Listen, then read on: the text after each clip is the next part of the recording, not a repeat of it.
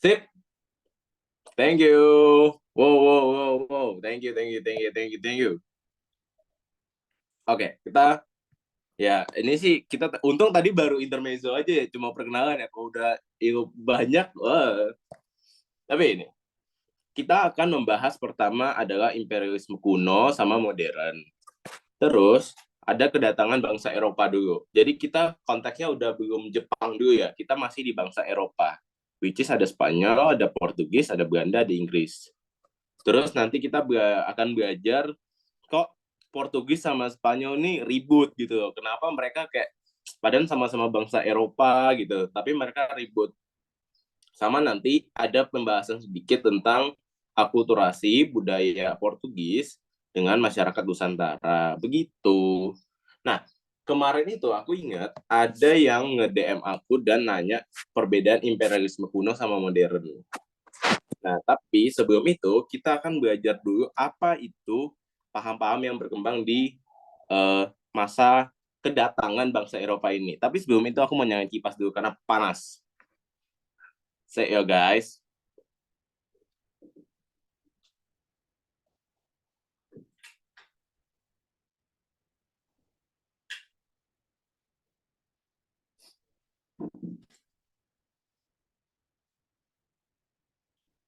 Hai hai. Oke, saya kembali. Nah, jadi yang pertama itu kalian pasti udah nggak asing sama yang namanya imperialisme dan kolonialisme. Nah, kalau misalnya di sini dia itu langsung disatuin. Jadi dibilangnya itu adalah paham yang dianut. Ih, jelek banget sumpah. Ya udahlah, paham yang dianut oleh bangsa Eropa dalam menguasai wilayah dan kekuatan politik bangsa Amerika dan selama masa penjajahan. Tapi di sini aku mau jelasin kalau imperialisme dan kolonialisme itu adalah dua paham yang berbeda. For konteks, arti dari isme itu artinya pemikiran atau paham, oke? Okay?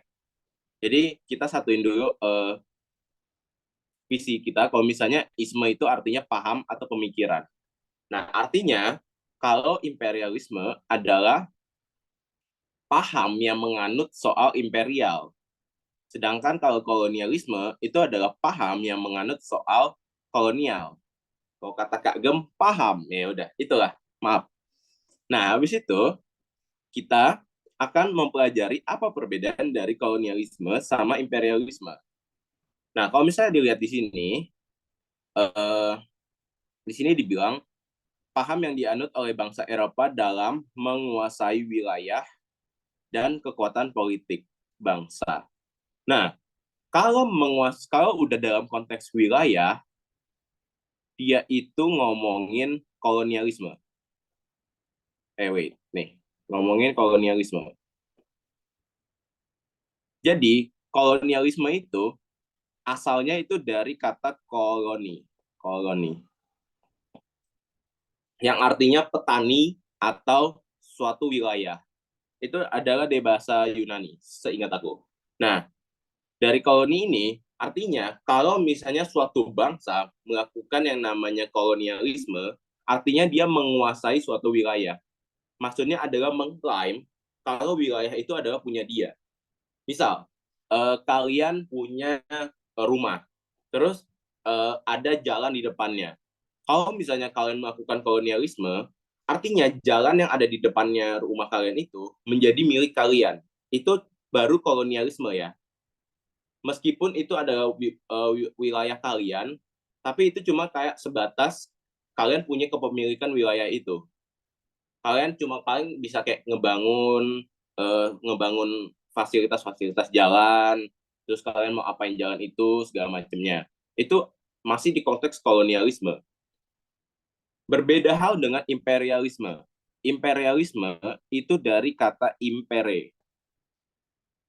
Nah, impere ini konteksnya lebih besar lagi. Dia itu nggak cuma menguasai suatu wilayah, tapi dia punya yang namanya ini, kekuatan politik.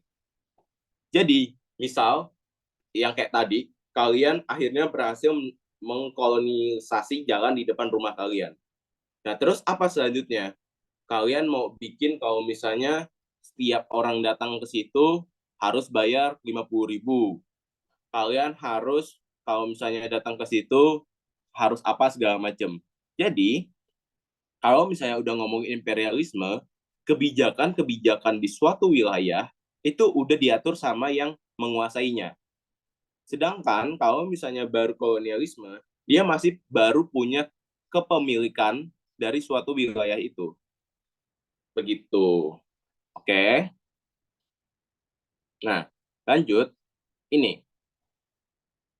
Ini menyangkut feodalisme ini menyangkut dari ini kolonialisme tadi. Jadi, kalau misalnya feodalisme, dia itu adalah suatu paham yang bilang kalau misalnya seseorang itu punya status sosial yang tinggi kalau dia punya banyak tanah. Ya sama aja kayak kolonialisme kan. Kalau misalnya semakin banyak wilayah yang dia punya, ya dia bakal semakin kaya. Begitu. Jadi konteks feodalisme ini hampir mirip sama kolonialisme. Cuman kalau misalnya feodalisme, dia itu menekankan bahwa status sosial yang semakin tinggi itu diakibatkan dari kepemilikan tanah. Kalau kolonialisme lebih kepada penguasaan wilayah gitu. Nah, habis itu ada paham lagi yang namanya merkantilisme. Jadi, kenapa bangsa Eropa itu pengen melakukan pelayaran karena dia mau mencari suatu kekayaan. Kalau dulu, kekayaan itu dinilai dari kepemilikan emas. Makanya, semakin kaya seseorang, semakin punya banyak emas, dia itu status sosialnya makin tinggi. Sebelum memang secara logika seperti itu kan. Tapi kalau ini biasanya dalam konteks negara, merkantilisme ini. Nih, kalau misalnya kalian berdasarkan banyaknya emas yang dimiliki. Tapi nanti lambat laun, dari emas itu dilihat juga ininya dari banyaknya rempah-rempah yang mereka kuasai. Karena dari rempah-rempah itu kan mereka akhirnya menjual dan dari menjual itu mereka menimbun emas. Maksudnya menukarkan hasil dari ininya, hasil dari hasil dari penjualan rempahnya itu ke emas. Bisa dalam keping-keping emas, bisa dalam balok emas segala macamnya. Dan emas ini dulu juga menjadi salah satu alat tukar untuk pada masa perdagangan Eropa ini begitu. Makanya karena ada emas ini, karena ada paham merkantilisme ini, bangsa Eropa tuh benar-benar pengen melakukan yang namanya imperialisme dan kolonialisme. Karena nggak mungkin banget mereka di Eropa yang nggak punya apa-apa, dalam tanda kurung barang yang untuk dijual ya, selain dari mesin-mesin industri gitu, mereka tuh nggak punya rempah-rempah yang di zaman mereka itu sangat berharga, rempah-rempah, porselen, terus kain sutra, itu mereka tuh nggak punya produksi yang seperti itu. Kenapa? Karena mereka waktu itu masih di zaman abad ke-8. Ya, pertama, negara-negara Eropa itu memang nggak cocok untuk rempah-rempah. Untuk masa itu ya, mereka nggak punya teknologi untuk mengembangkan rempah-rempah. Terus porselen. Bahkan lukis, apa namanya, porselen itu kan kalau misalnya kalian lihat di zaman Yunani atau Romawi, mereka kan punya kayak budaya-budaya porselen atau kerajinan yang sangat mewah ya. Tapi hal itu di zaman abad ke-8 dihancurkan dan dilarang untuk dibikin sama ini agama Katolik karena dianggapnya terlalu vulgar, terlalu banyak hal-hal yang eksplisit segala macam. Makanya perkembangan porselen atau seni-seni seperti itu nggak berkembang di zaman abad ke-8. Dan ya selanjutnya apalagi kain segala macamnya, mereka aja nggak punya bahan segala macam, gimana mereka bisa membuat kain-kain yang mahal, yaitu kain kain sutra saat itu. Nah, kita lanjut ke tadi, kan kita mau bahas soal apa perbedaan dari imperialisme kuno dan modern, padahal sama-sama imperialisme. Nah, jadi seperti yang tadi aku bilang, kalau imperial ini adalah penguasaan wilayah dan mampu untuk membuat kebijakan-kebijakan dan mengatur sistem politik di dalamnya. Sistem politiknya itu buat apa gitu kan? Nah, sistem politiknya itu untuk mencakup ini kalau misalnya kita berbicara imperialisme yang kuno, yaitu untuk gold. Gold ini adalah emas. Emas itu berarti identik sama apa? Kekayaan, begitu. Terus glory. Glory itu apa? Kejayaan. Dan gospel. Nah, gospel itu dalam tanda kurung di sini adalah menyebarkan agama Nasrani atau Kristen atau Katolik seperti itu. Itu dilakukan oleh bangsa Spanyol dan bangsa Portugis. Sampai situ dulu udah aman ya. Kalau misalnya mereka melakukan imperialisme untuk mencapai ketiga ini. Nih, untuk mencapai ketiga ini. Nah, terus kenapa ada yang namanya imperialisme kuno, imperialisme modern? Kenapa Inggris sama Belanda itu nggak dibilang punya, nggak melakukan yang namanya imperialisme? Padahal kan sama-sama imperialisme. Kenapa ada yang kuno dan ada yang modern? Pertama, per konteks, Spanyol ini sama Portugis yang datang duluan, yang melakukan penjelajahan duluan. Jadi mereka kan melakukan penjelajahannya itu atas izin dari gereja Katolik, begitu. Sedangkan kalau misalnya Inggris sama Belanda itu enggak, dia langsung berlayar aja gitu. Dia mintanya langsung ke kerajaan, izin dari kerajaan. Makanya dia udah, kalau misalnya dilihat di sini, konteks dari gospel udah dihilangkan di sini. Mereka nggak punya fokus untuk menyebarkan agama. Itu adalah untuk imperialisme modern. Fokus mereka hanya untuk mencari kekayaan dan kejayaan. Begitu. Jadi, aman ya berarti kalau untuk yang imperialisme kuno sama modern ini. Sebelumnya, aku mau nanya dulu, apakah aku ngomongnya kecepatan?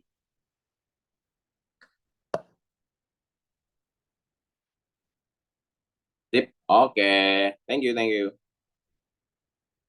Wow. Nah, ingat ya. Oh ya, kalau ini for konteks lagi, ini atas izin paus atau atau gereja. Gereja. Oh ini atas izin kerajaan. Kerajaan begitu. Sip. Ya. Nah, ini kita flashback lagi. Jadi Eropa itu nggak kayak langsung tiba-tiba kepikiran, aha, saya mau menguasai Indonesia dan membuat Indonesia tersiksa selama 300. Tidak seperti itu.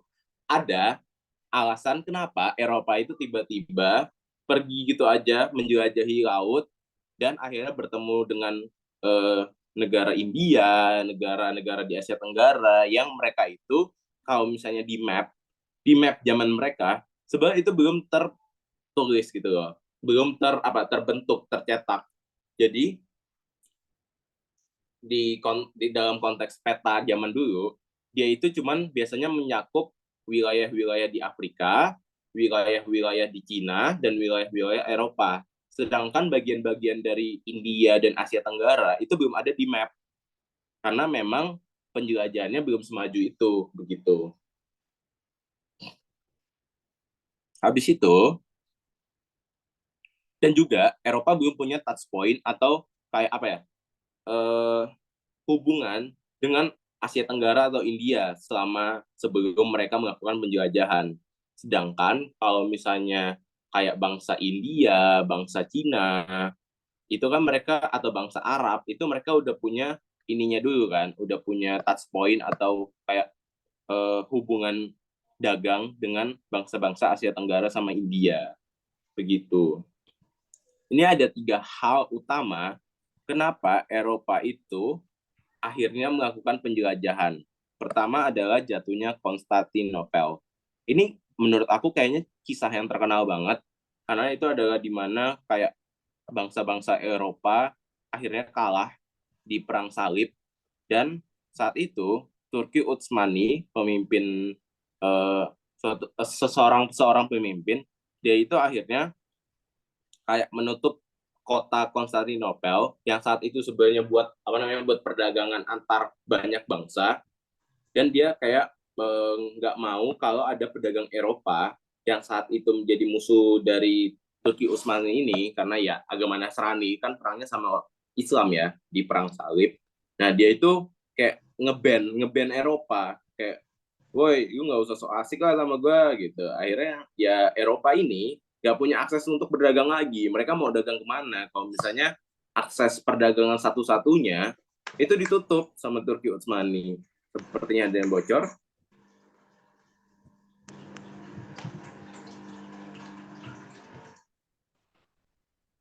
Yuk, ini juga. Yuk. Sip, aman.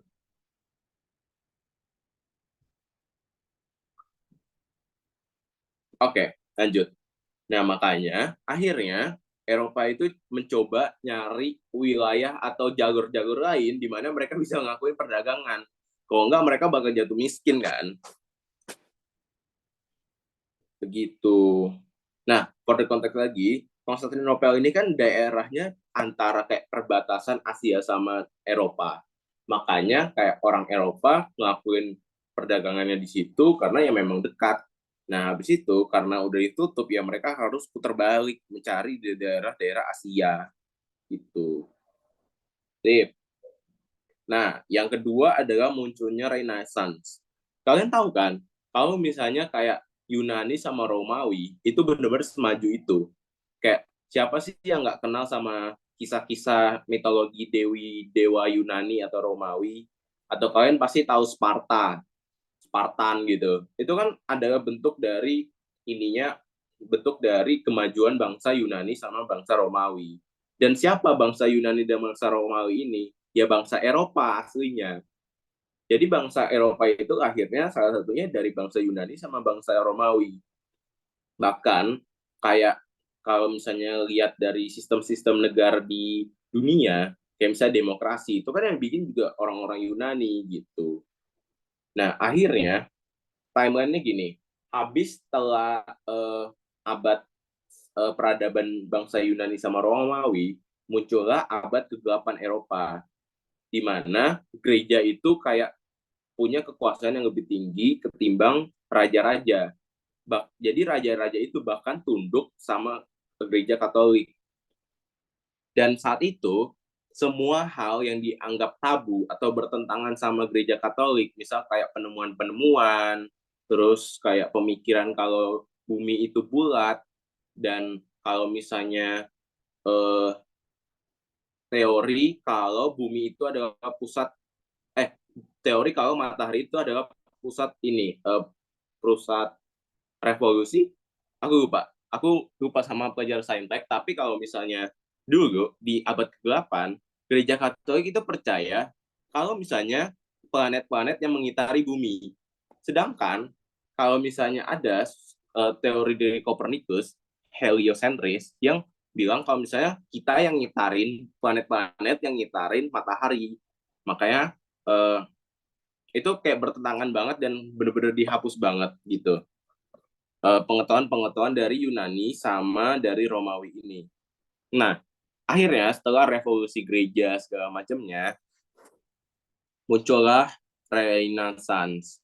Nah, ini kayak mereka itu ngerasa, wah, kita itu ketinggalan banget deh sama orang-orang Islam. Orang-orang Islam udah maju, udah punya banyak apa namanya, udah punya banyak penemuan segala macam, tapi kita masih gini-gini aja gara-gara gereja Katolik. Akhirnya ya mereka membuat yang namanya masa Renaissance ini, di mana masa kebangkitan ini ditandai dengan mengambil kembali pengetahuan-pengetahuan dan kejayaan-kejayaan yang dilakukan sama bangsa Yunani dan bangsa Romawi begitu. Terus kalau ini udah jelas ya kenapa kayak bangsa Eropa ini ngejajah bahkan ya karena ini rempah. Mereka biasanya kalau mau beli rempah bisa langsung ke Konstantinopel kan. Tapi gara-gara ditutup ya mereka harus nyari tempat lain di mana nyediain rempah. Kalau enggak mereka bisa mati kedinginan. Karena rempah itu memang sifatnya menghangatkan gitu. Banyak rempah-rempah yang digunakan untuk membuat bir atau untuk membuat sup-sup yang menghangatkan tubuh seperti itu. Pada konteks memang bir itu untuk menghangatkan tubuh. Oke. Okay? Nah, jadi karena mereka butuh rempah, ya akhirnya mereka itu ini pergi ke daerah Asia lainnya.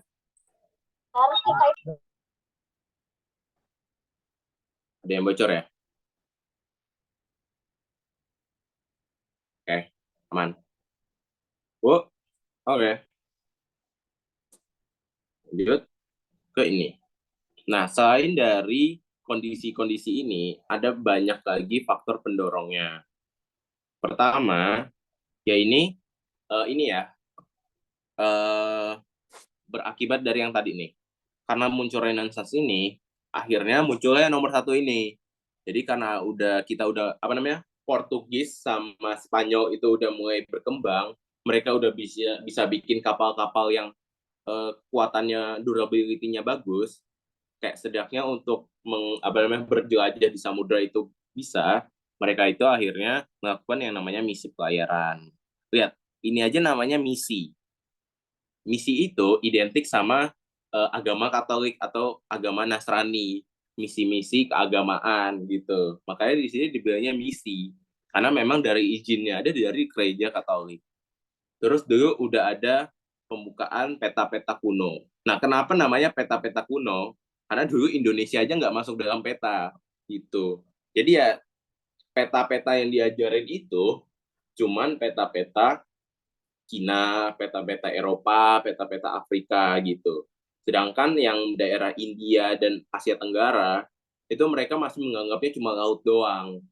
Dan Amerika dulu juga dianggap cuma laut doang loh. Gitu. Terus ada sekolah pelayaran juga.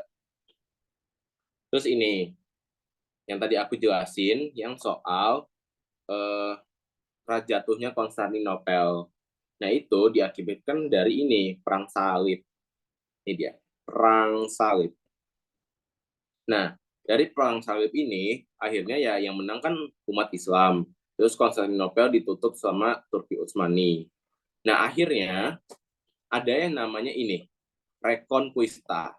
Jadi ini adalah suatu misi juga, di mana bangsa Eropa, khususnya waktu itu adalah Portugis dan Spanyol, karena mereka yang paling apa namanya, paling kental banget budaya Katoliknya, itu mau membangun dulu negara mereka, baru nanti mereka akan membalaskan dendamnya ke orang Islam. Jadi ini disebut dengan misi Reconquista atau semangat balas dendam ke orang Islam yang menutup Konstantinopel bagi bangsa Eropa gitu. Nah, lanjut. Kalian tahu nggak sih kalau misalnya bangsa Eropa itu jorok? Bahkan kalau misalnya kalian pernah kayak lihat vlog-vlog ke Perancis, itu kan bau pesing, banyak tikus. Nah inilah, mereka itu nggak pernah belajar dari dulu. Nih, kalau misalnya kalian tahu wabah sampar, atau setahu aku namanya itu, wait, kita cari yang warna lain. Namanya itu ini, pes. Nah, itu kan biasanya diakibatkan gara-gara kutu di tikus. Pokoknya wabah-wabah dari hewan-hewan yang jorok, ya contohnya yang paling besar itu tikus. Nah ini mengakibatkan setengah penduduk Eropa itu mati anjir. Bayangin setengah penduduk Eropa itu meninggal, sekitar kalau nggak salah itu 25 jutaan orang, lebih bahkan, itu meninggal. Dan itu serem banget, bener-bener yang kalau misalnya kalian tahu ini nih, ini harusnya terkenal banget sih. Wait, oh, salah. Nih, kalian kalau tahu topeng ini, like that. Wait. Oh, nih. Mereka sampai harus berpakaian seperti ini biar menghindari dari wabah-wabah atau penularan dari wabah pes ini. Ini kan serem banget ya, tapi memang seperti itu bentuknya dulu. Dan ini adalah masa kehancuran banget bagi bangsa Eropa.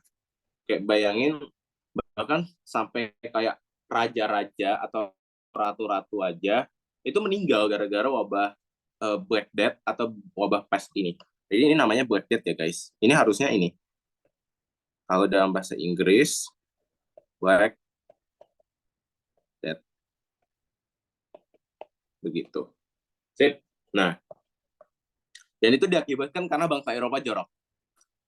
Basically seperti itu. Meskipun kayak ada teori bilang, oh itu dari mayat-mayat, itu dari apa. Tapi basically karena mereka jorok juga. orang Eropa, bahkan raja-raja, ada artikel yang menjelaskan kalau raja-raja atau bangsawan di Eropa itu nggak mandi. Mereka itu lebih memilih pakai parfum, begitu. Nah, habis itu, yang keempat adalah ini. Oh, ini udah ngebahas ini sih, eh, Marco Polo, yaitu apa ya? Dia adalah salah satu orang pertama yang ngelakuin perjalanan ke Asia. Karena kayak ya udahlah tempat apa Konstantinopel udah ditutup, gue cari jalan lain aja lah gitu. Nah, karena dari sini dia pergi ke ini apa namanya? Pergi ke Mongolia, pergi ke Cina, terus kayak mereka pergi ke daerah-daerah Asia lainnya, kayak para pelaut sama pedagang tuh akhirnya kayak oh cuan juga nih Marco Polo, sabilah gue ikutin gitu. Jadi itu adalah faktor-faktor pendorong yang utama. Nah, faktor pendukung lain adalah ini. Seperti yang tadi aku bilang, kalau misalnya di zaman kegelapan, gereja Katolik itu percaya kalau misalnya eh, bumi itu yang dikitarin, yang dikelilingi sama matahari dan planet lainnya. Jadi kalau misalnya kalian nanya sejak kapan eh, manusia itu menganut bumi datar, ya sejak ini orang-orang orang-orang gereja itu percaya kalau misalnya bumi itu datar anjir,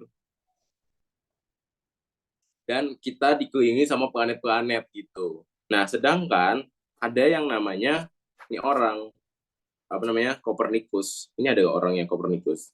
Nah, dia itu percaya kalau sebenarnya bukan seperti itu, kalau bumi itu bulat. Nah, karena waktu itu di abad ke-8 udah selesai dan lanjut ke masa Renaissance, ya akhirnya teori-teori yang bertentangan sama gereja itu dicoba-cobain gitu, kayak dibuktikan apakah benar, dan salah satunya ini teori bumi bulat begitu. Nah, ini ada dukungan lainnya, tapi ini cuman buat Portugis sama Spanyol ya. Jadi kalau misalnya tadi kan aku bilang kalau gereja Katolik Vatikan itu akhirnya ngedukung Portugis sama Spanyol. Ini konteksnya dia udah lepas dari abad ke-8 ya guys. Kalau misalnya eh, gereja Katolik mendukung Portugis sama Spanyol itu untuk apa namanya? Untuk ngelakuin pelayaran. Nah, tapi karena kayak takut mereka itu bertemu di daerah yang sama dan akhirnya ribut, akhirnya dibikinlah suatu perjanjian. Ini nama perjanjiannya, Perjanjian Tordesillas. Jadi si Portugis ini dia itu belayarnya ke timur, sedangkan kalau Spanyol dia itu ke barat. Nah, ini patokannya. Kalau ke timur itu berarti ke pantai barat Afrika, kalau ke barat dia ke Samudra Atlantik begitu. Maupun nanti ujung-ujungnya mereka ketemu lagi. Karena apa? Karena bumi itu bulat. Jadi ujung-ujungnya orang bakal bertemu di titik yang sama lagi gitu. Sip. Sampai sini aman kan? Nah, habis itu kita akan bahas ke pelayaran batch pertama, yaitu imperialisme kuno, which is berarti Spanyol, Portugis, dan ya, Spanyol dan Portugis toh. Nah, tadi kan udah aku bilang kalau misalnya untuk hindarin persaingan, Vatikan itu ngide untuk dibikin yang namanya Perjanjian Tordesillas. Dia itu terjadi di 7 Juni 1494 begitu. Uh, dan itu kayak yang membagi kayak kemana Portugis pergi dan kemana Spanyol itu pergi begitu. Diingat-ingat ya ini kalau misalnya Portugis itu ke timur, kalau Spanyol itu ke barat. Karena biasanya ditanya di UTO. Nah, ini kayak gambaran aja, nggak mungkin kayak ini apa namanya, nggak sepenting itu. Tapi ini adalah jalur sutra. Yang biru itu jalur lautnya, kalau yang oranye ini jalur daratnya. Ya inilah jalur sutra. Seluas ini dan segede ini, dan Eropa di band dari sini. Kayak bayangin Eropa yang saat itu bisa langsung ke sini untuk dagang, mereka itu di band.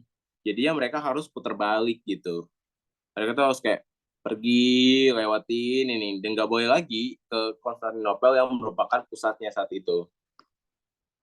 Dan gitu. Mereka pergi. Nah, pasti kan kayak dari ini ke sini terus akhirnya ketemu sama ini. Ya sama, Eropa yang satu lagi ke sini terus ketemu lagi begitu. Sip, inilah jalur sutra. Tapi ini nggak sepenting itu, aman aja. Cukup cukup diketahui saja. Nih, ini peta perjalanannya. Tuh. Dari Eropa, ya pokoknya sebenarnya mereka lebih ke muter-muter, sumpah. Muter-muter segala macem, sampai akhirnya mereka ketemu India, mereka ketemu apa namanya, ketemu Indonesia, ketemu tempat-tempat lainnya yang mereka baru tahu gitu. Ini cukup diketahuin aja sih jujur, kayak nggak bakal ditanyain di UTO kok.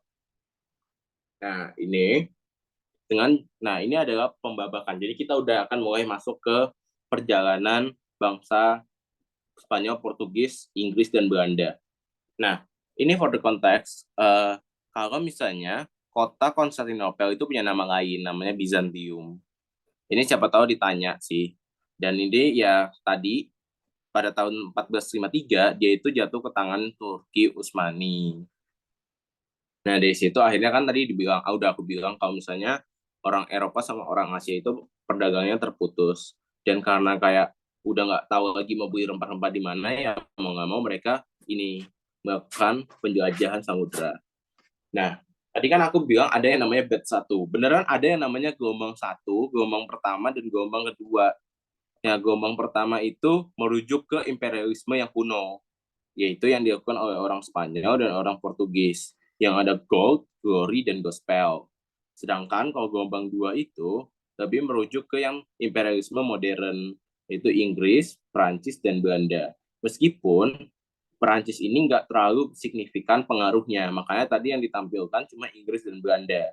Dia itu yang cuman gold sama glory, udah nggak berfokus pada penyebaran agama lagi, begitu. Nah, sebenarnya ini sih emang bangsa Eropa agak-agak ya, agak-agak pengen gitu. Kayak udah dapat rempah-rempah yang still deal, yang murah, yang setidaknya mereka bisa afford, mereka malah maruk. Ini yang ngeselin dari bahasa Eropa. Mereka itu udah kayak, kita udah kayak CS banget nih. Kita kan kayak welcome aja, kayak udah dagang sama Cina, udah dagang sama India, udah dagang sama Arab. Dan mereka nggak ada yang kayak mau menguasain kita kan, nggak ada yang tiba-tiba mau jajah kita. Ya, akhirnya kita itu pas bangsa Eropa datang ya kita welcome aja. Ternyata tidak seperti itu. Mungkin ini yang mengakibatkan generasi kita trust issue karena bangsa Eropa saja membuat kita trust issue, anjir. Nggak, itu bercanda aja, itu bercanda aja. Tapi ya gitu.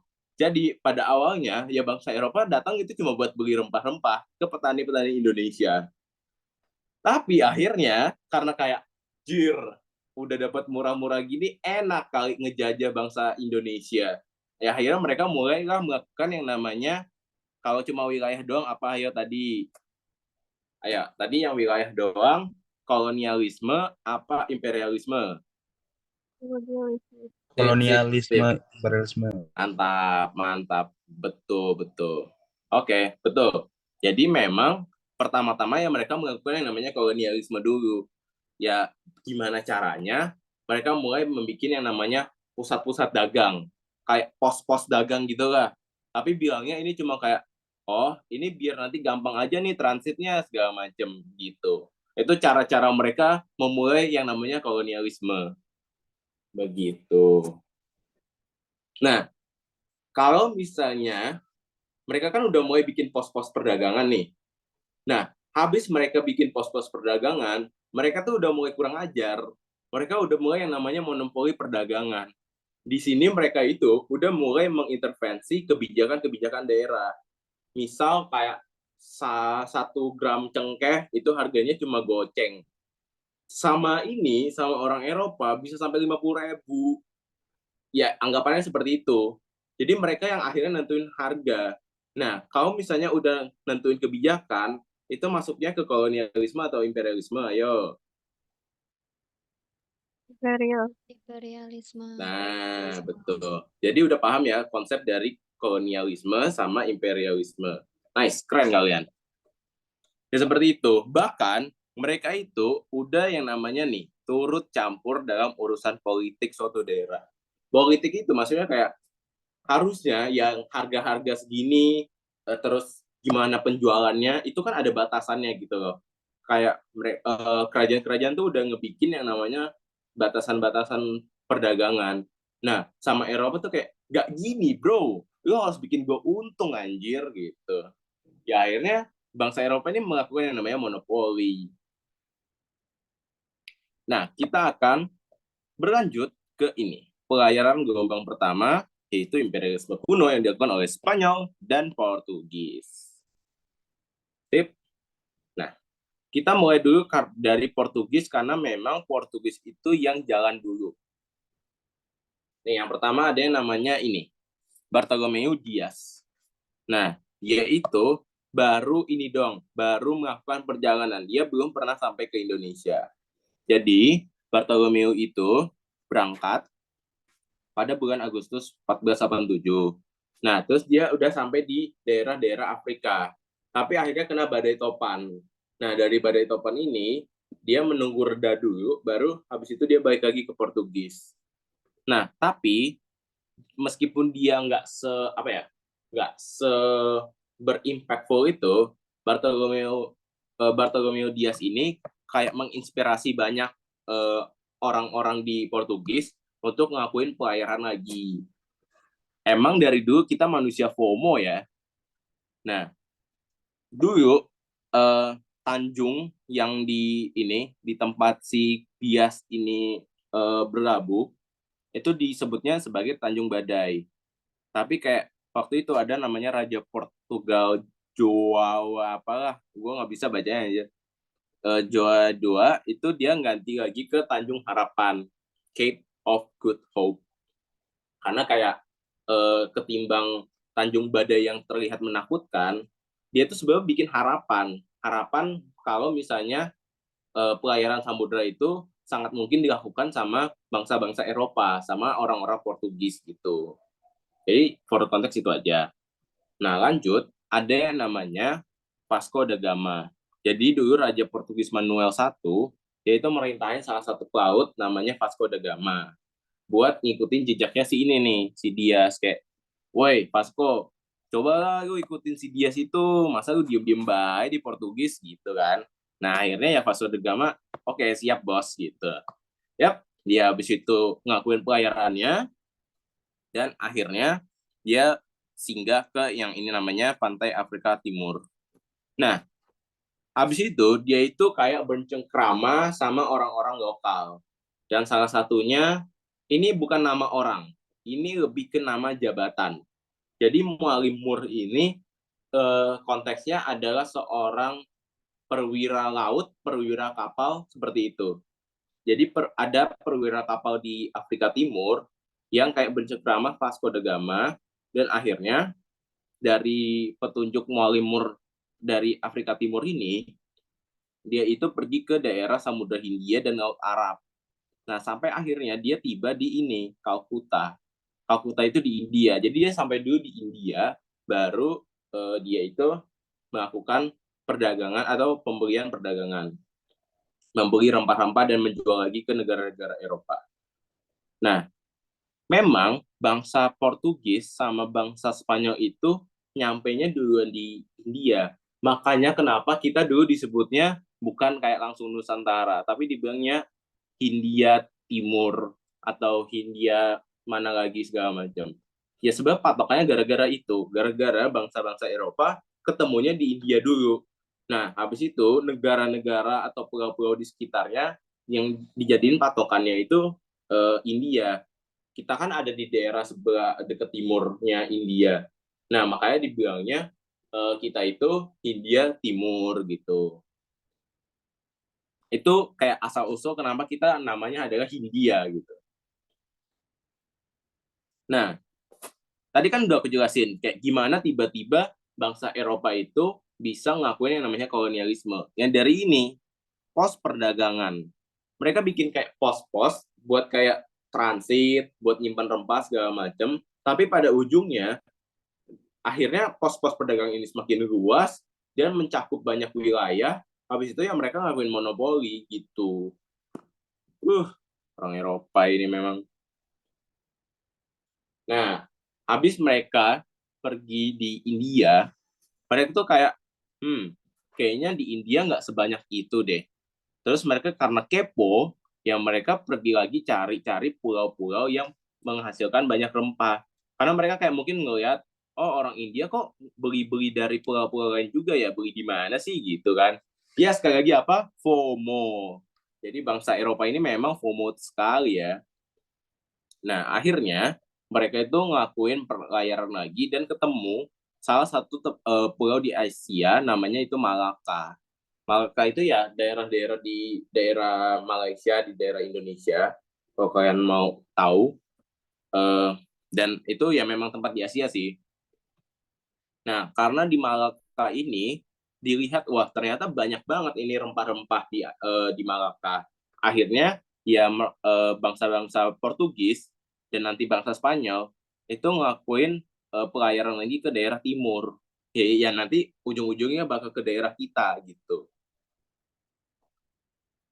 Nah, karena ngerasa kayak, oh iya, gue bikin pos perdagangan dan gue melakukan monopoli ini, cuannya banyak banget, bro. Ya dari situ akhirnya mereka coba untuk merebut Malaka.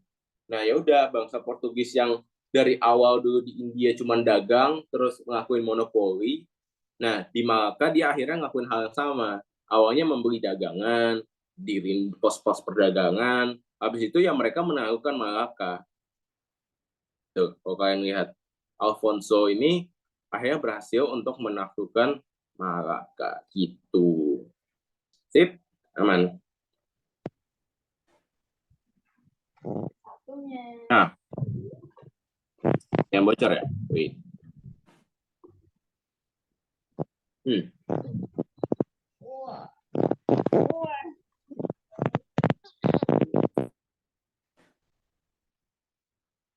Oke, sip, aman. Terus lanjut ke ini. Ini adalah, ya kalian kayaknya udah nggak ini lagi ya. Udah nggak eh, asing sama nama ini, Christopher Columbus. Dia itu juga sama aja orang Portugis yang ngakuin apa namanya pelayaran. Nah, bedanya adalah Christopher Columbus ini ketemunya malah Amerika, tapi masih di benua Amerika. Nah, tapi dia ngiranya karena dia kan dia kan ngelakuin pelayaran ke timur juga. Nah, dari timur dia sampai ke Amerika, terus dia kayak ini apa namanya? Kayak ngelihat penduduk-penduduk asli di Amerika, terus kayaknya ini orang-orang India nih gitu. Karena yang mungkin dari secara warna kulit tuh hampir sama. Dan ya zaman dulu kan nggak bisa dari HP kan kayak misalnya Christopher Columbus kayak Alfonso bolehlah kirimin foto-foto di ini di India gitu. Ya nggak mungkin kayak gitu kan. Pasti dia cuma kayak dengar dari kabar, dari surat, dari kayak berita-berita gitu aja. Makanya dia ngiranya suku Indian ini mereka Columbus yang namanya sendiri suku Indian yang warna kulitnya coklat sama seperti gambaran orang India itu mereka dia namain juga Indian gitu. Padahal sebenarnya itu adalah suku-suku di Amerika begitu. Nah, ini itu adalah pelayaran Portugis. Ah, salah. Columbus ini Spanyol. Sorry. Sorry, guys. Jadi Columbus ini Spanyol, tapi dia itu dapat kisah-kisah dari orang-orang Portugis juga. Gue kebalik, sorry. Tapi kayak gitu. Makanya Christopher Columbus itu kayak ngira orang-orang di Amerika itu adalah orang India gitu. Sorry ya guys, lupaan. Lanjut. Lanjut adalah ini. Jadi habis Christopher Columbus ini ngelakuin pelayaran, dia adalah salah satu orang pertama di Spanyol yang ngelakuin pelayaran. Akhirnya lanjutlah orang-orang lainnya. Nah, orang-orang lainnya itu adalah ini. Pertama adalah Ferdinand Magellan. Biasanya dipanggil Magellan sih. Jadi dia itu berlayar dan didampingin sama Sebastian de Kauno. Ya ini kayak semacam apa sih, kayak CS-nya aja sih. Nah, terus dia itu sampai di daerah Asia Tenggara, yaitu Filipina. Jadi dulu namanya itu Kepulauan Masava. Tapi sama si Magellan ini dinamain Filipina. Karena dia terinspirasi dari Raja Spanyol, yaitu Philip yang kedua, begitu. Nah, terus di ini, di apa namanya, di Filipina ini, dia juga meninggalnya di sini. Kenapa? Karena gini, kalian kan tadi aku jelasin kalau misalnya imperialisme kuno itu tujuannya gold, glory, gospel. Nah, Magellan ini mencoba untuk menyebarkan gospel juga. Nah, jadi eh, di apa namanya? Kalau nggak salah nama ininya Cebu. Jadi ada yang namanya suku Cebu. Kita lihat saya ada suku Cebu di Filipina ini. Dia itu mencoba untuk menyebarkan agama Katolik ke suku Cebu ini. Akhirnya kepala suku beserta suku-suku lain, suku-suku Cebu itu, orang-orang suku Cebu itu setuju. Kayak ya udah deh, gue nggak jadi orang Katolik. Tapi ada syaratnya. Syaratnya ini suku Cebu ini harus ngelawan yang namanya orang Mactan. Nah, ya udahlah, kayak Magelan tuh kayak apa namanya, ngeremehin gitu loh. Kayak ya apaan sih, orang Filipina, gue punya pistol, gue punya apa anjir gitu. Gue punya duit, gue punya kuasa. Nah, dari situ dia akhirnya ngebantu suku Cebu ini untuk ngelawan suku Mactan. Tapi siapa yang sangka kalau misalnya suku Mactan ini punya senjata panah beracun. Dan akhirnya Magelan ini kena panah beracun. Bahkan sampai orang-orangan Magelan ini kabur takut dari ini, dari suku-suku Mactan ini. Dan akhirnya ya udah, Magelan meninggal di sini, meninggal di Filipina gitu. Ya, ini apa namanya? Karena kayak Magelan akhirnya meninggal, ya udah si ini bestinya ini nih, si CS-nya ini Sebastian de Kauno, dia akhirnya bersama salah satu temannya juga pelaut Spanyol Ferdinand Cortés ya ngelanjutin lah perjalanan dari ininya Magellan gitu. Nah dari sini dia ketemu negara Meksiko, Pulau Meksiko. Nah di sini ya udah dia sama seperti Portugis, uh, tai banget. Dia itu ya menaklukkan suku-suku di situ untuk kayak ngambil-ngambil rempah-rempahnya. Ada suku Indian di Aztec, suku Aztec sih harusnya, sama suku Maya gitu. Terus ada suku-suku, kenapa dibilang kayak suku Indian, karena memang secara warna kulit tuh hampir sama, secara bentuk fisik itu hampir sama gitu. Jadi misalnya kayak nih dibilang kerajaan Indian, yaitu suku Inka. Orang-orang suku Inka sama suku Maya kayak atau suku-suku yang dibilangnya suku Indian itu punya hampir kayak punya ciri khas warna kulit yang sama gitu. Ya begitu.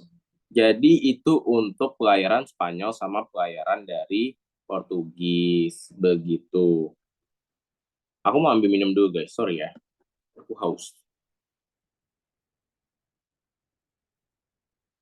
Aku nggak nyalain kamera ya dari tadi. Aku baru sadar anjir.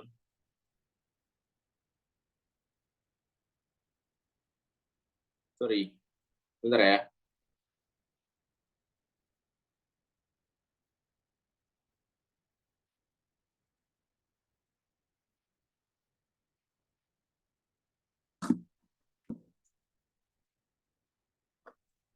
Oke, sorry. Sip. Kita lanjut lagi ke pelayaran gelombang kedua, yaitu imperialisme modern, which is dipelopori sama Inggris, Belanda, dan Prancis. Meskipun Prancis gak se-ini banget. Nah, orang yang ngakuin, salah satu orang yang ngakuin pelayaran pertama itu, namanya adalah ini. Sir Francis Drake. Ya, Drake. Keren kan namanya. Jadi si Drake ini ngakuin pelayaran ya secara ini aja. Maksudnya dari izin kerajaan terus akhirnya ngakuin pelayaran. Nah, Drake ini masih belum ada kayak mencoba menguasai daerah-daerah di Asia Tenggara gitu atau di India. Dia tuh cuma sesimpel kayak oh daerah ini oke juga, terus akhirnya beli rempah pulang deh. Jadi Drake ini emang aku mah simple aja orangnya gitu. Yang penting dapat cuan, terus udah deh begitu. Jadi ya udah si Drake itu aja sih ceritanya. Nah, berbeda dengan mas-mas satu ini, Mas James Lancaster. Dia itu udah mulai yang namanya mencoba mengkolonialisasi. Nah, jadi Sir James Lancaster ini mengakuin pelayaran bersama EIC. EIC ini adalah East India Company. Jadi ini adalah perusahaan perdagangan Inggris, maskapai perdagangan Inggris yang yaitu untuk bagian timur India. Nah, jadi Inggris tuh dulu punya dua. Kalau misalnya kayak Belanda kan cuma punya satu, VOC aja. Tapi kalau misalnya Inggris tuh punya dua, dia punya EIC dan dia juga punya WIC, West India Company. Jadi kalau misalnya daerah barat itu di apa namanya? Ditanggung sama dibantu sama West India Company nih WIC West India Company. Aku mau bersin. Nah, sedangkan kalau misalnya East India, kalau misalnya daerah timur itu dibantu sama East India Company. Terus dari perjalanannya ke timur, yaitu tiba di Aceh. Di Aceh pergi ke Banten. Nah, di Banten ini sama, untuk melakukan kolonialisme, dia mendirikan yang namanya kantor dagang atau pos perdagangan. Ya fungsinya apa? Biar ada dapat izin, biar ada tempat transit, nyimpan rempah-rempah segala macam. Begitu. Anjay, keren bener, bro. Nah, habis itu lanjut lagi ada ini. Eh namanya Sir Henry Middleton. Jadi dia itu kayak semacam penerusnya dari inilah, dari Sir James Lancaster ini. Nah, jadi kan AIC ini udah kayak oke juga ternyata di Banten ini dapat ini di pelayaran pertamanya di Banten udah bisa dapat pos-pos perdagangan. Nah, EIC di pelayaran kedua sama si mas-mas satu ini yaitu melakukan lagi pelayaran. Masalahnya dia itu ketemu sama VOC atau orang-orang Belanda, pedagang-pedagang Belanda. Nah, dulu dia itu gampang banget buat diri di Banten kan, karena memang waktu itu belum ada persaingannya, belum ada pesaingnya VOC. Tapi waktu itu dia mencoba lagi, tapi ya gitu, nggak bisa, sia-sia, karena pihak Belanda atau VOC ini lebih kuat gitu. Makanya akhirnya dari perang ini, Sir Henry Middleton ini yang meninggal di Banten. Begitu. Hmm, hmm, hmm. Aduh, maaf guys, aku lagi pilek. Kalau ini John Smith kayak ini aja sih, intermezzo aja kalau misalnya dia ketimbang apa ya? Ketimbang pelayar, dia lebih ke yang menginspirasi karena dia yang apa namanya? Yang pintar bikin buku-buku atau peta-peta untuk orang-orang Inggris gitu. Begitu. Nah, nih kalau misalnya kalian melihat, kita scroll dulu. Hop, hop, hop. Ini perlu apa guys? Nih, perlu apa? Lihat. Australia bukan Kak? Nah, kenapa waktu itu masih unknown? Ya karena memang si Spanyol sama Portugis gak pernah ke sini gitu. Jadi fokusnya di sini aja dan di sini itu. Jadi ya Australia ini belum tersentuh sama sekali. Kita balik lagi ke yang tadi. Nah, akhirnya Sir James Cook dia itu ke apa namanya? Pergi ke daerah timur dan ketemu pantai timur Australia. Makanya dibilang James Cook ini adalah penemu benua Australia gitu. Tapi di Australia ini nggak terlalu lama-lama sih, karena memang rempah-rempah di Australia itu nggak sebanyak itu. Makanya dia langsung pergi ke daerah Nusantara, ke Indonesia. Nah, di Jakarta atau di Batavia, itu tuh nama Jakarta itu bukan Jakarta, tapi Batavia. Batavia, ada yang bocor ya?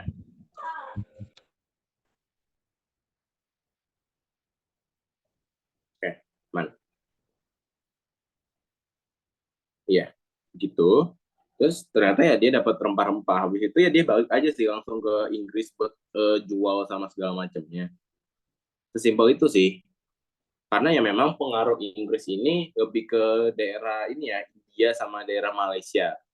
Karena kalau misalnya Indonesia itu kentalnya lebih ke Belanda. Nah, kita akan berlanjut ke orang Belanda begitu. Nah, orang Belanda yang saat itu menginisiasi pelayaran itu yang pertama ini, mas-mas satu ini, Cornelis de Houtman. Ya ini detail-detailnya nggak penting sih, tapi lihat tuh mereka tuh kapalnya udah ada meriam gitu loh. Jadi ya memang kayaknya dari awal mereka tuh bukan mau dagang, emang mau menjajah kita juga, anjir, emang mau nyiksa kita, Cok. Belanda ini. Terus ya udah, akhirnya dia itu ngambil jalur yang ditempuh sama Portugis. Jadi jalurnya itu sama kayak orang-orang Portugis gitu, ke arah timur. Karena memang yang terkenalnya ternyata ke arah timur tuh banyak daerah-daerah penghasil rempah-rempah. Dan dia nanti sampainya pertama kali di Banten. Nah, di Banten ini ya seperti biasa, membuat kayak pos-pos perdagangan segala macam. Nah, terus akhirnya ada yang melanjutkan, namanya Jacob van Neck. Nah, dia juga sama pergi ke Banten karena ya si Cornelis de Houtman ini juga ke Banten kan. Nah, kerennya ini Jacob van Neck ini pintar melakukan love bombing, guys. Jadi, dia itu kayak membuat rakyat-rakyat Banten tuh mas-mas Belanda satu ini gitu. Baiknya ternyata mas-mas Belanda padahal jahat mereka gitu. Itulah teori love bombingnya Jacob Van Neck. Siapa yang pernah di love bombing angkat tangan. Ya begitu. Dia pinter banget untuk memanipulasi rakyat Banten saat itu. Makanya rakyat Banten menerima orang-orang Belanda. Dan Belanda itu akhirnya dengan leluasa melakukan aktivitas perdagangan begitu. Ini ketulis dua kali. Kalau ini nggak terlalu ini banget, nggak terlalu dibahas Peter Kaiser ini karena dia lebih ke ini, lebih ke Brazil. Dan dari Brazil ini kayak oh kayaknya mendingan ikut teman-teman gua aja deh ke ini ke Hindia Timur, which is Indonesia atau Nusantara gitu. Di sana ya dia nyampainya di Sumatera dulu, terus akhirnya ya ujung-ujung ke Banten gitu. Karena Banten itu benar-benar pusat perdagangan saat itu. Begitu. Is, Iko ini gambarnya jelek banget dah. Kalian coba nih bandingkan mas-mas satu ini anjay dengan ini anjir. Ya Allah, dagunya anjir lihatnya. Anjir. Ya udah, lanjut. Peter Bot. Peter Bot ini dia itu udah di zaman kayak Belanda mulai menguasai wilayah Banten, wilayah Indonesia sih lebih tepatnya ya. Dan udah ngakuin yang namanya monopoli. Jadi Peter Bot ini ditunjuk sebagai gubernur jenderal VOC. Nah, for konteks VOC ini, sebenarnya ketimbang Belanda, dia lebih ke perusahaan dagang. Jadi, dulu itu perusahaan dagang di Belanda banyak, apa namanya, kayak ada perusahaan dagang A, perusahaan dagang B, perusahaan dagang C. Nah, terus ada yang menginisiasi kayaknya harus bikin VOC biar gak ini deh, biar gak rebutan segala macam. Dan akhirnya dibentuklah VOC yang merupakan persatuan dari perusahaan-perusahaan dagang di Belanda gitu.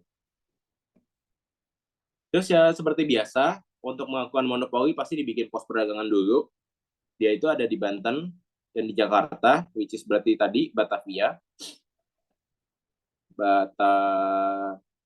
Batavia. Nah, begitu. Terus ya akhirnya dia ini, nah di sini dia itu mulai ekspansi. Dia pergi ke Maluku, dia terus menangkan Pulau Timur, terus ngusir Spanyol dari Tidore, Pulau Tidore. Jadi benar-benar ekspansinya gila-gilaan sih, begitu. Untuk Peter Bot ini. Nah, itu untuk intermezzo untuk Belanda sama Inggris. Karena seterusnya kita masih berfokusnya ke Spanyol sama Portugis dulu. Untuk nanti Belanda sama Inggris itu nanti kalau misalnya aku nggak capek di jam 7 nanti kita akan langsung masuk ke zaman penjajahannya gitu. Jadi ini buat kayak konteks biar kalian memahami dulu. Nah, tadi kan meskipun kayak Spanyol itu kan ke ini. Spanyol itu sama Portugis punya dua arah yang berbeda. Dua arah penjelajahan yang berbeda. Tapi ya karena bumi itu bulat, ujung-ujungnya mereka akan ketemu lagi. Nah, jadi Portugis itu sampai dulu di ini, di Maluku. Dia itu pas di Maluku ketemu sama bangsa Tidore sama bangsa Ternate. Nah, Ternate ini akhirnya kayak minta tolong ke Portugis untuk membangun benteng sama membunuh atau membantu untuk menyerang Tidore. Nah, Portugis sama Ternate ini berhasil untuk membunuh salah satu raja dari Tidore, namanya Raja Kairun. Nah, terus akhirnya Spanyol itu datang dari timur dan sampai juga di Maluku. Terus kaget dong, kayak, woi, kok ada Portugis gitu? Ngapain sih lu di sini anjir gitu. Akhirnya ya Spanyol itu males dengan adanya kedatangan Portugis. Karena kayak dikiranya ya Portugis itu ngambil wilayah Spanyol, padahal ya enggak, karena ya memang akhirnya mau nggak mau mereka akan bertemu gitu. Nah, karena tadi si Ternate ini udah satu klan sama Portugis, nah akhirnya Spanyol ini ya udah bersekutu aja sama Tidore buat kayak ngelakuin perperangan sama Portugis. Dan ini dibilangnya kalau misalnya orang Portugis itu melanggar yang namanya perjanjian Tordesillas. Nah, dia Portugis juga nggak mau kalah. Akhirnya dia bilang, enggak lah, kayaknya lu deh yang ini, yang ikut-ikut gua, dasar lu Spanyol gitu kan.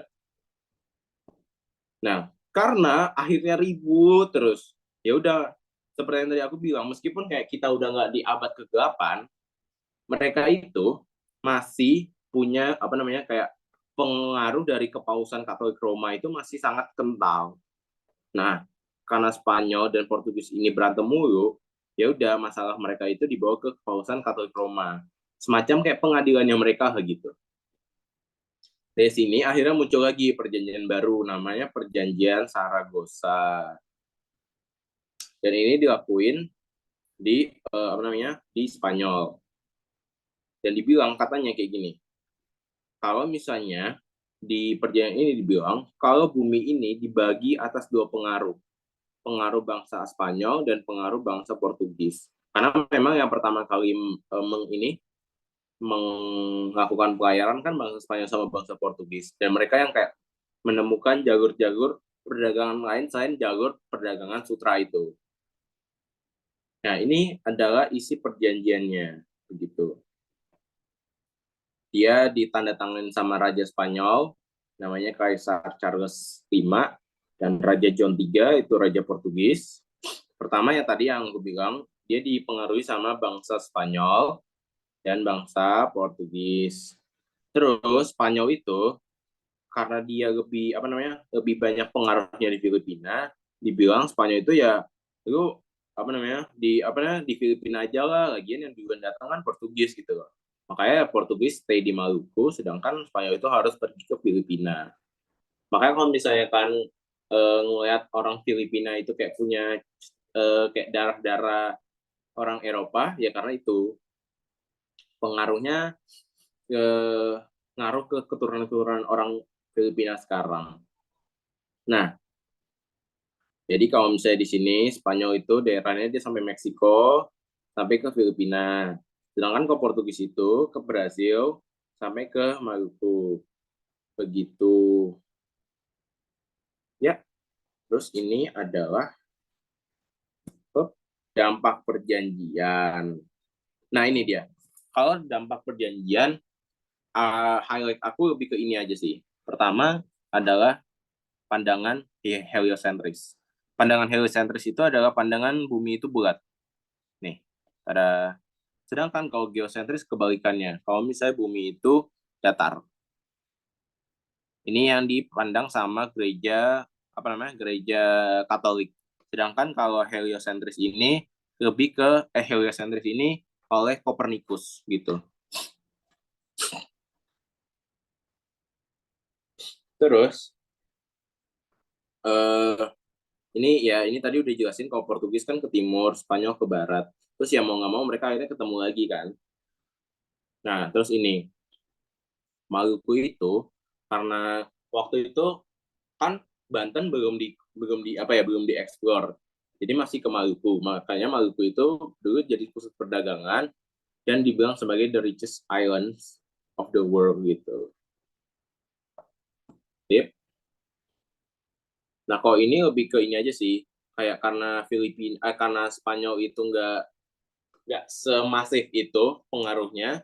Jadi kebanyakan kita ngambilnya budaya Portugis dan itu pun biasanya di Indonesia Timur top. Karena bagian barat itu biasanya lebih ke Belanda gitu pengaruhnya. Nah ini bisa dari kayak ini di ada namanya Gereja Sion itu ada apa namanya pengaruh dari Portugis, terus keroncong tugu itu Portugis juga, terus kayak makanan-makanan kayak gado-gado, kue bika, pasto itu ada pengaruh Portugis juga gitu. Oh, ini adalah ininya latihannya. Tapi sebelum kita ke latihan, kalian mau menyelesaikan latihan dulu apa kuisis? Latihan. Tamatin latihan dulu aja lah ya. Oke, tip. Ini dia.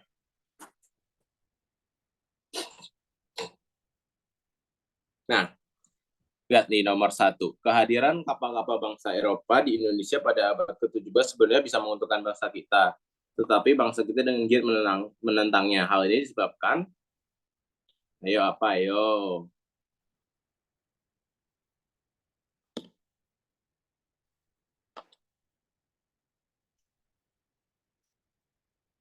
Apa jawaban kalian? Sip, sip, sip, sip, sip. Oke. Jadi, kontradiktif banget ya. Orang bilang kalau misalnya katanya nih bisa menguntungkan bangsa kita. Sedangkan bangsa Eropa itu ngakuin yang namanya sistem monopoli. Ya untungnya bukan ke bangsa kita dong. Untungnya ke bangsa ini, ke bangsa mereka. Makanya bangsa kita akhirnya kayak lu ngakuin monopoli masa untungnya ke kita anjir. Untungnya paling cuma ke pejabat-pejabat daerah aja anjir. Begitu. Nah, sistem monopoli ini udah apa namanya udah menyakup banyak hal ya kayak mencari keuntungan tidak benar terus tidak menepati kesepakatan perjanjian perdagangan gitu-gitu tapi ya ini udah tercakup dalam sistem monopoli. Oke, nomor satu oke aman, sip, lanjut. Dua bangsa Eropa yang mendapat restu dari Paus di Vatikan sebagai conquistadore kayak pelaksana untuk merealisasikan reconquista adalah, ayo apa jawabannya? Kita akan melihat di komen. Wah, ilah. Kalian kok jago gini, guys? Kenapa kalian tiba-tiba jago, guys? Kok kalian jago? Wow. Ah, ini mah langsung tamat aja lah, langsung masuk UGM aja lah. Betul, B. Spanyol sama Portugis. Lanjut. Nah, kalau ini memang tidak dibahas. Jadi ini kayak nebak aja. Ini nanti harusnya dibahasnya di ini, nanti jam 7 kalau misalnya jadi. Tapi adakah dari kalian yang ingin menebak di ini aja? Hmm, hmm, hmm. Hmm, hmm, hmm, hmm, hmm, hmm, hmm, hmm, hmm. Hmm, hmm, hmm, hmm. Hmm, hmm, hmm, hmm. Wow, nano, nano. Nano, nano. Let's.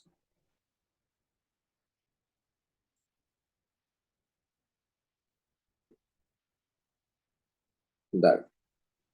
Eh, bentar, Bang Iben ngechat aku. Bentar ya, guys.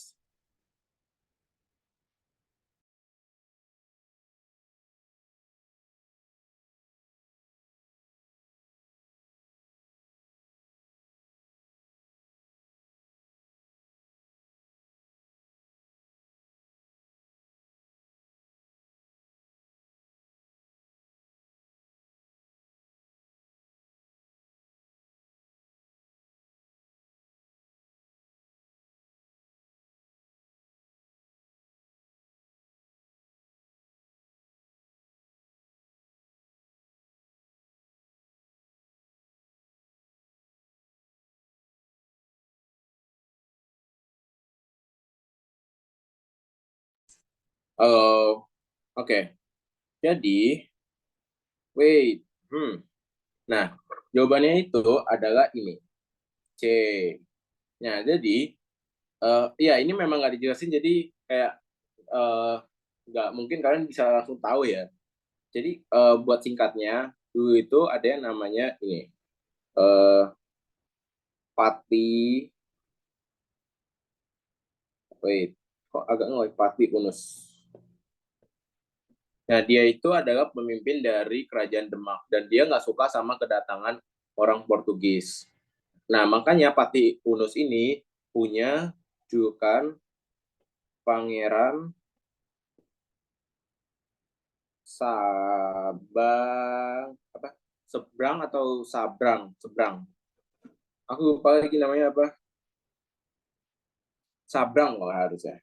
Sabrang Gor gitu. Jadi dia yang kayak meskipun dia kalah ya, tapi dia melakukan penyerangan 2 kali ke Portugis. Nah, dari situ dia itu kan pergi ke daerah Gor itu mana ya? Gor itu timur harusnya. Gor, aku lihat tuh. Gor apakah Oh, utara. Jadi dia pergi ke daerah utara, which is berarti ke daerahnya Malaka ini, buat yang menyerang Portugis. Makanya dia dibilang kayak pangeran yang ke arah utara gitu. Pangeran yang menyeberangi utara untuk menyerang Portugis. Meskipun akhirnya dia itu meninggal seperti Ulus ini, tapi dia punya kayak apa ya? Kisah heroik karena dia berani untuk melawan Portugis. Tapi ini di skip aja karena ini akan kita bahas di masa penjajahannya. Aman. Nah, coba dari ini, dari pilihan ini mana yang masuk ke peninggalan orang Portugis? Nomor berapa aja? Coba dilihat-lihat dulu, nanti aku buka chatnya.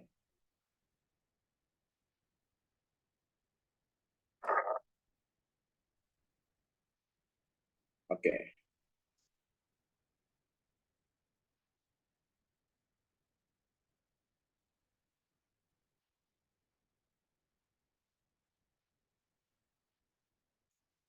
Bujet, jago bener ya kalian ini ternyata ya. Nih, kita bisa nanti lihat lagi.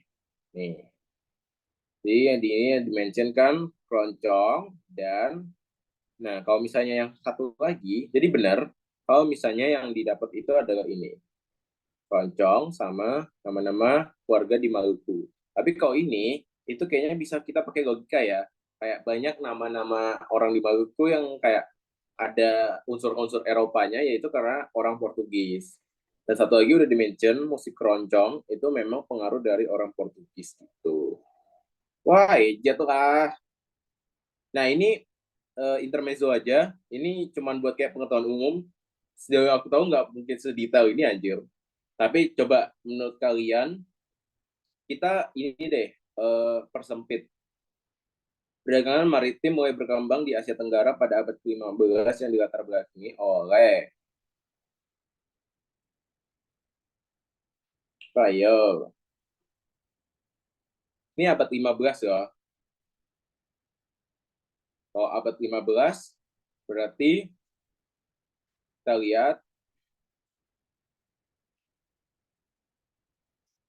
coba jawabannya pada apa?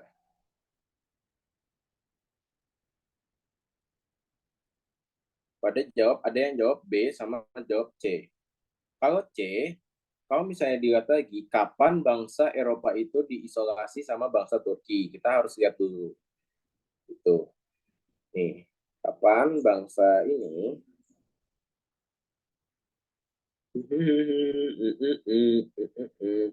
Nah, ya masih di rentang waktu abad ke-15 gitu. Tapi kalau misalnya dipikirin secara logika, apa iya apa namanya perdagangan maritim mulai berkembang di Asia Tenggara karena pertamanya karena bangsa Eropa dulu ke apa namanya udah bertemu dengan Asia Tenggara.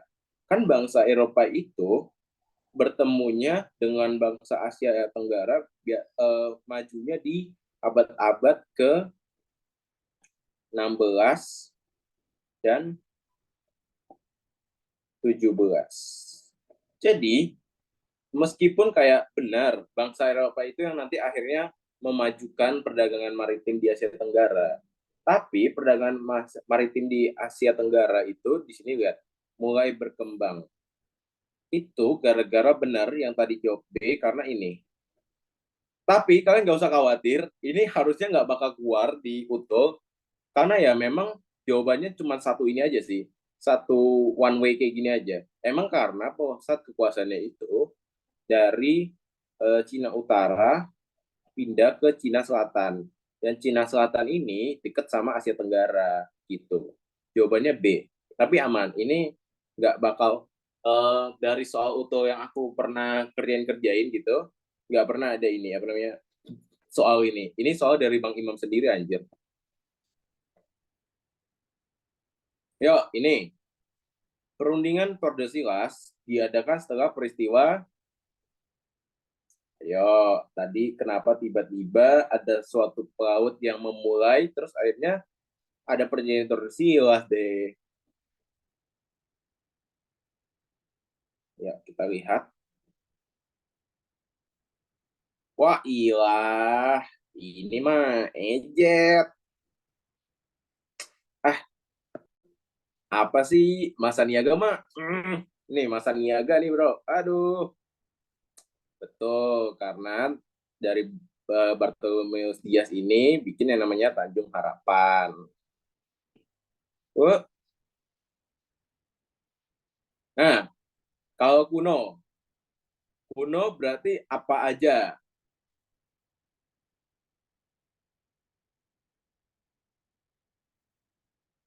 Lihat dulu, dibaca-baca.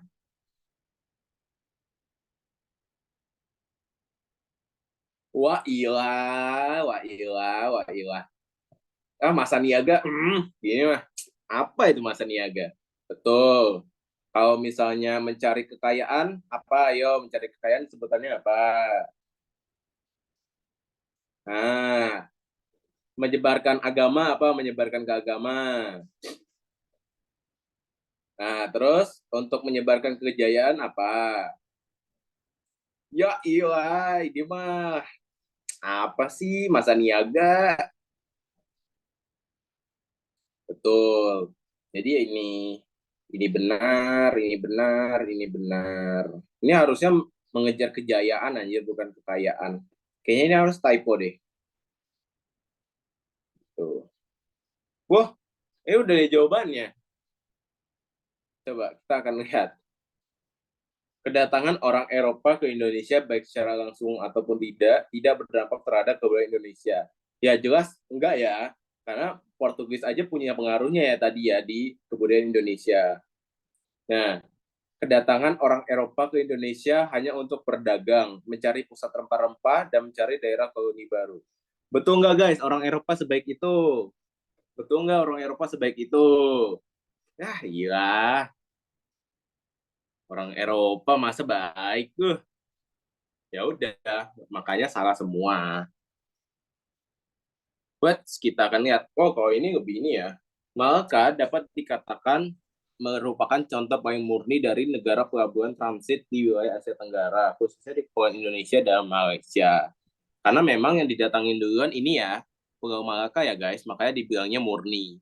Kayak apa namanya, di mana bangsa Eropa, Portugis sama Spanyol itu cuman punya intention untuk berdagang, itu kan di daerah Malaka dulu. Makanya dibilangnya yang paling murni gitu. Karena nggak ada kayak embel-embel mau nyerang, mau apa segala macem.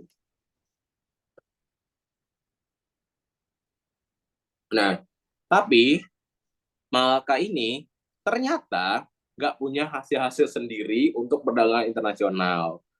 Nah, jadi Malaka ini lucunya adalah mereka pintar untuk membuat suatu perdagangan, buat kayak mengumpulkan atau impor ekspor komoditas perdagangan.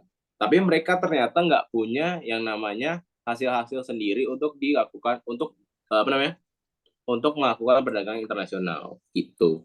Jadi jawabannya itu betul semua dan berhubungan. Nah, kenapa yang paling murni? Nih, kalian nih, negara pelabuhan transit. Jadi selain dari eh, kegiatan impor ekspor, mereka tuh juga dapat duit dari kegiatan transit. Transit itu kan bayar kan. Kayak lu parkir kapal, ya lu pasti bayar lah lu parkir dari daerah gua gitu.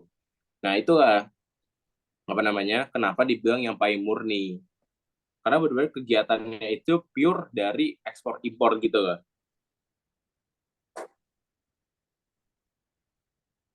Oh, oh ini terakhir nih. Di bidang politik, sistem imperialisme yang diterapkan oleh bangsa Eropa di Indonesia telah menimbulkan akibat apa? Ayo, ayo, ayo, gas, gas, gas, gas, gas, gas.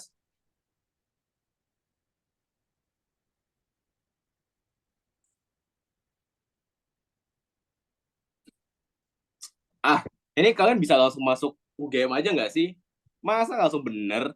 Ya Allah, langsung lah masuk lah UGM lah. Langsung dapat almetnya aja lah. Ya Allah, kayak gini aja. Langsung lah. Oke, betul B ya, all. Oke, itu adalah ini. Waduh, ini adalah kata-kata hari ini dari Christopher Columbus gitu. Jadi keren banget kan tiba-tiba kayak Columbus kata-kata hari ini dong gitu. Anjay dia langsung following the light of the sun we left the old world. Anjay, keren bener Christopher Columbus ini.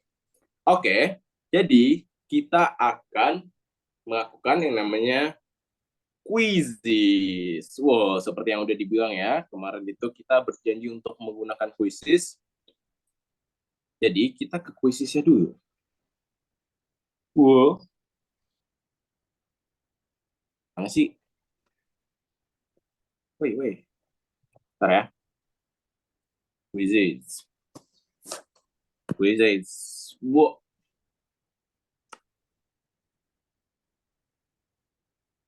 Nah, ke sini. Sabar, aku agak-agak lupa. Gimana aku bisa melihat ini aku? Wait, mana deh? Tadi aku udah bikin tau. Hey, di mana? Di mana? Di mana deh guys? Ininya. Ngeliat ini yang udah aku bikin. Ada yang paham nggak? Maaf Katro.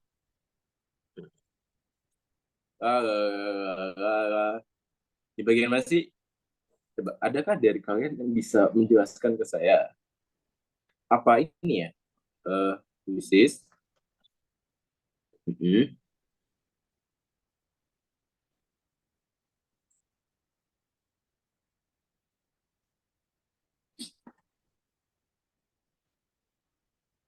Ah, ini dia. Terus gimana? Ini. Oh enggak deh. Yang share itu Kak, Mana ini? Terus share. Ini itu yang kah? atas. Ya. Oke, terus. Ih, Copy Benar. aja linknya. Ya. wait. Kayaknya emang harus di ini deh. Di Yang Chrome. challenge kan, yang challenge Kak. Kalau copy itu takutnya dia malah nge-copy editannya. Ini kah?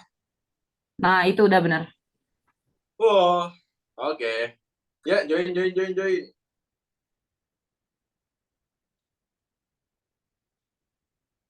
Share link, Kak. Oh Share iya, link, Kak. ini ya.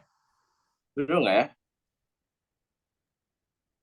Yang join my quizzes Kak. Iya, kayaknya ini. Maaf guys, agak-agak katro ya. Is, is.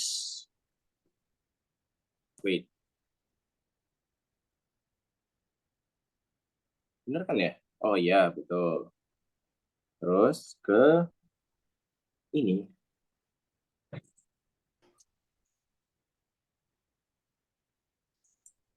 Eh, iya nggak sih? Iya, benar kok, Kak. Oke. Maafin kalian, maafin aku ya karena aku katro. Maaf. Apa ini ya? Oh, ini ada juga. Anjir,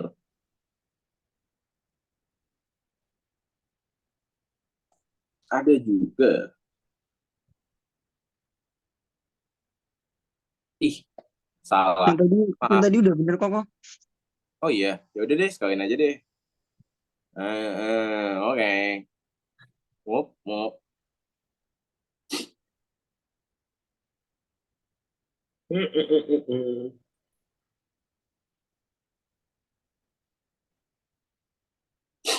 Kalian mau mendengarkan lagu juga kah? Atau kalian kalian kalau misalnya kerjain kuis sambil dengerin lagu, konsen nggak? Nggak ya? Nggak usah deh. Oke, siap. Oke. Ya, kita akan mulai di 9 di jam 9 di jam 9:50.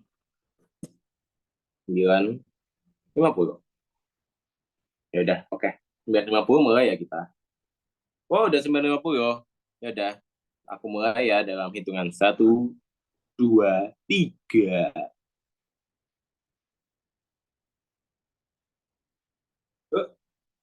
Selamat mengerjakan.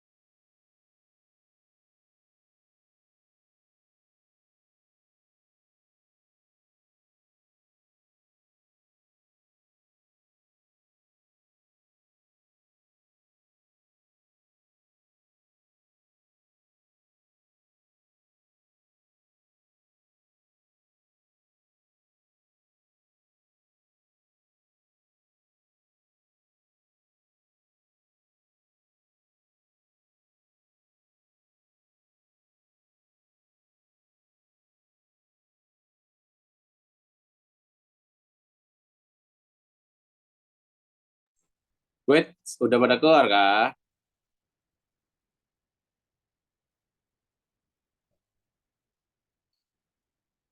Masih coding kah ini? Wow, wow, wow. Ini masih loading deh. Hai guys.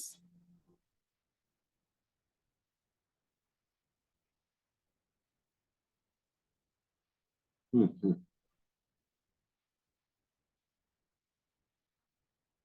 Oh,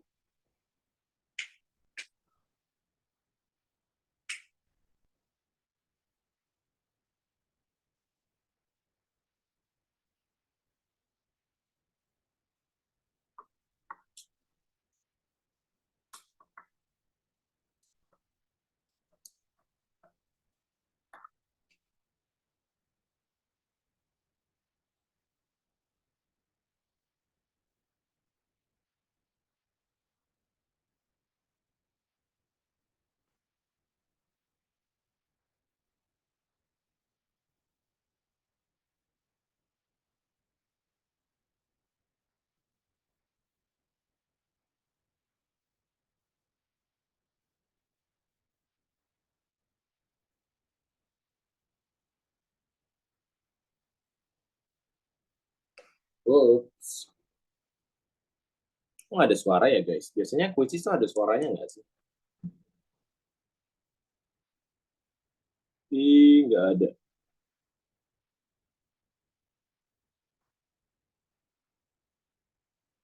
Ini udah pada keluar semua kah?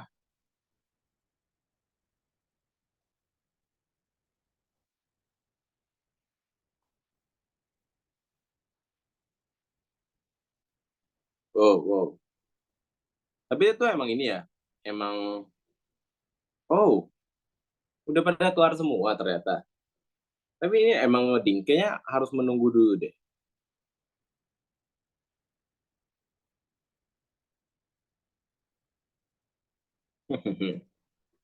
Ah, tunggu deh. Soalnya aku nggak tahu kenapa kayak gini.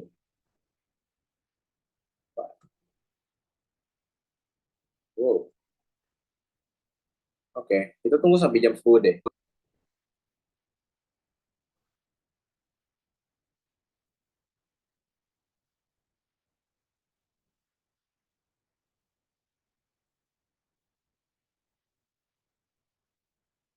Hmm, hmm, hmm.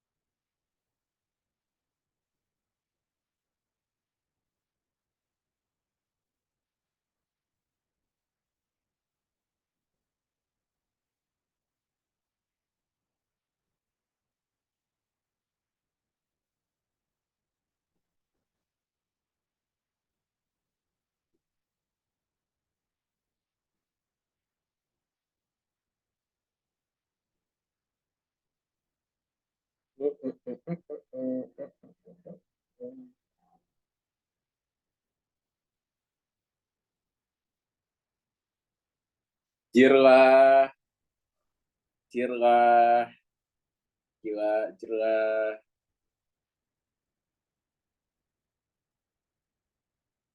jirlah.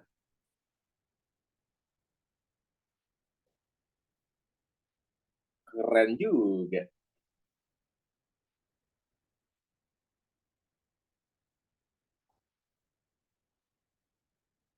Buset. Bahkan ini aja belum aku jelasin, kalian udah tahu loh. GG, GG, GG. Ya Allah. Aduh. Ya,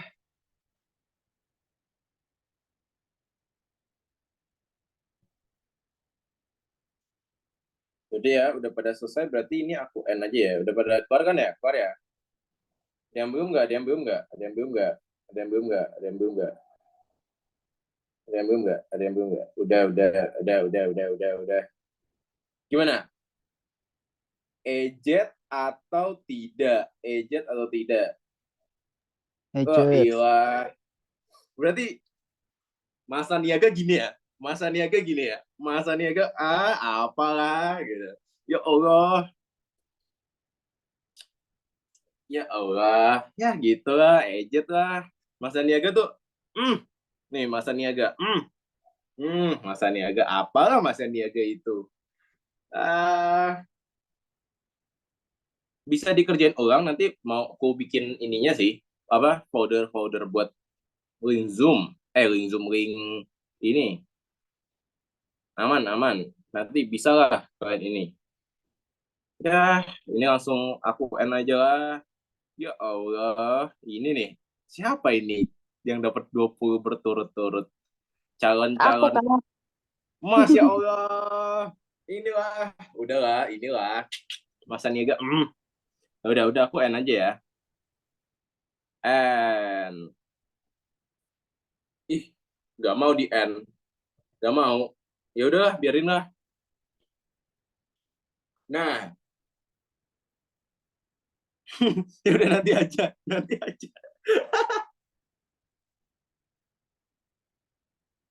Benar bang, betul, betul. Iya kah? Aku salah kah? Aku salah kah? Aku salah kah? Coba aku lihat. Kayaknya aku bener deh. Oh ini, ya begitulah. Set. Aku ada yang salah kunci kah? Tamat. Wait, next. Kayaknya aku nggak ada yang salah kunci deh guys. Coba kita review question. Ya Allah, ini mah. Nah ini oke ya, ini oke. Yang Tanjung Harapan, ya bertemu Dias yang ini. Terus bangsa pertama Portugis aman. Ini aman, ini yang udah aku jelasin tadi. Ini yang pertama kali jelas Cornelis de Houtman. Ya ini juga Konstantinopel. Terus ini perang salib dua bangsa yang pertama kali Portugis sama Spanyol. Terus yang bukan penyebab Indo bangsa Eropa melakukan penjelajahan. Nah, tadi kalau jatuhnya Konstantinopel benar ya. Terus adanya penjalanan samudra juga benar. Yang tadi Renaissance ada sekolah kapal sama sekolah kompas. Nah, kenapa Indonesia penghasil rempah-rempah bukan? Karena mereka aja yang tadi aku jelasin, apa namanya? Mereka aja nggak tahu ada namanya Indonesia gitu loh. Jadi mereka baru mencari Indonesia. Jadi ini bukan faktor penyebab bangsa Eropa melakukan penjelajahan samudra. Begitu. Oke, ini betul aman. Wah, ini mah aman. Ini juga banyak yang benar anjir. Ini mah langsung UGM aja semua. Ini gold tadi aku bilang kalau misalnya dari rempah-rempah bisa ngasilin cuan, oke. Sip. Nah, ini penjelajahan samudra dari abad 15 sampai abad 16 ke 17. Ini juga, wah ini kalian kok bisa tahu guys. Padahal ini aku kayak pengen ngetes kemampuan kalian aja. Kalian udah ini ya, menamatkan catatan-catatan yang aku kasih ya. Ayo, apakah kalian kalian rajin ya? Kalian rajin ya? Wah, kalian rajin ya ternyata ya. Waduh, kalian rajin ternyata. Wah, iya, ternyata kalian rajin. Oke. Kalian ternyata udah siap semua masuk UGM. Oke. Keren. Ternyata kalian udah siap mendapatkan Almed Karunggoni. Iya. Ya, aman lah itu. Oke, udah siap ini berarti. Keren ini. Sip, aman. Ini artinya Gori kejayaan. Ya Allah, apa ini? Masa Niaga. Ini oke. Vasco da Gama. Tuh, kalian aja hafal kalau dia orang Portugis. Ini mah bro, ini bro. Ya Allah. Tordesillas, apa Portugis sama Spanyol, ya Allah, Konstantinopel, bah. Nah, ini mungkin tadi teori Copernicus ini ya guys, heliocentris. Tadi udah aku garis bawahi. Ya udahlah, inilah masa niaga tamat. Kita sudah resmi menamatkan masa niaga. Waduh, ya Allah, ya masa niaga bro. Begitu. Nah, tadi kan aku bilang kita ada diskusi, tapi karena aku mau gereja nanti, makanya diskusinya nanti di ini aja, ditaruh pertanyaannya di spreadsheet. Nah, nanti ya aku juga mau sarapan. Wait, aku masih ada caping tau, bentar.